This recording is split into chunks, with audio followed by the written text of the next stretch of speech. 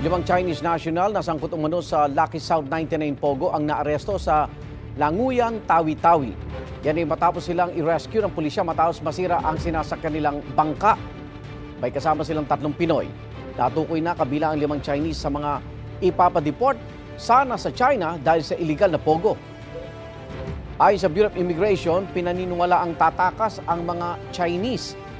Ayon sa Pinoy na bangkero, inupahan sila ng isang alias Batman para ihatid ang mga Chinese sa Malaysia sa halagang 25,000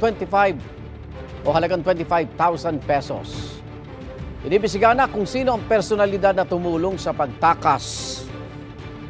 Nakadetain ang 5 Chinese sa Camp Bagong Diwa sa Taguig habang inihaanda ang kanilang deportation. Hindi sila nagbigay ng pahayag. Igan, mauna ka sa mga balita, mag-subscribe na sa GMA Integrated News sa YouTube para sa iba't ibang ulat sa ating bansa.